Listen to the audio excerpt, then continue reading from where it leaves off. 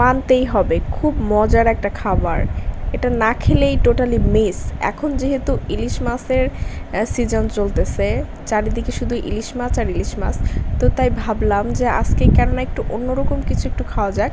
তো তার জন্য এই যে চুলাতে একটা প্যান বসিয়ে খুব সুন্দরভাবে তেল দিয়ে 2টা ইলিশ মাছের লেজা ভেজে নিচ্ছি, আর মাঝে দিয়ে দিচ্ছি কয়েক পিস আলু। সুন্দরভাবে আর কি আমরা একটা আলুই কেটে নিয়েছিলাম, একটা না সরি 2টা আলু। তারপরে হচ্ছে এই যে দেখেন বাইরের পরিবেশটা, ওয়াও কি দারুণ। আর এই যে হচ্ছে আমার হাতে বানানো কুশি কাটার এই যে টেবিল ম্যাট। তো এখন আসেন আমরা রান্নায় চলে যাই।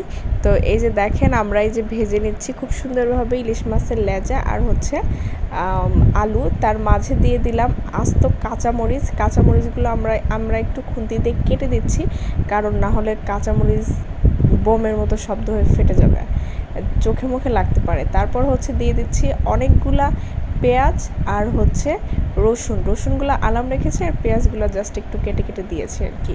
এই যে এখন আমরা সুন্দরভাবে একটু ভেজে নিচ্ছি, অবশ্যই কিন্তু মিডিয়াম জালে আপনাদের ভাজতে হবে। তো এই যে মাছ আর আলু যেহেতু হয়ে গিয়েছে, আমরা যে নামিয়ে নিলাম, তারপর পেঁয়াজ মরিচ আর হচ্ছে রসুন নামিয়ে নিয়েছি। এই যে দেখেন কি দারুণ দেখা যাচ্ছে, তাই না? খুব কালারফুল মনে হচ্ছে।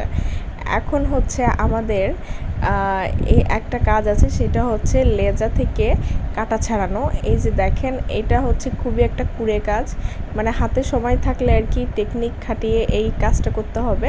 তো এই যে দেখেন আমরা এই যে লেজা থেকে মাছ ছাড়িয়ে নিয়েছি। এখন হচ্ছে আমরা একসঙ্গে মিক্সড করে এই যে দিয়ে দিলাম সরিষার তেল। তারপরে হচ্ছে দিতে হবে একেবারে সে লেভেলের মাখামাখি। এই যে এখন খুব সুন্দরভাবে আর কি মাখিয়ে নিতে হবে।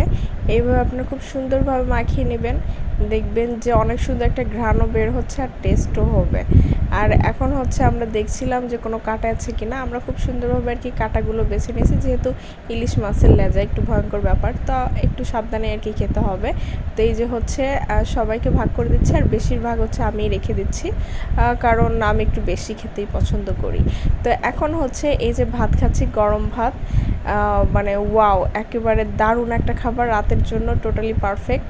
আর এখন একটু ঠান্ডা ঠান্ডা ভাব আছে ওয়েদারটা, যার জন্য এখন ভাবলাম যে ইলিশ মাছ দিয়ে কিছু করা যাক।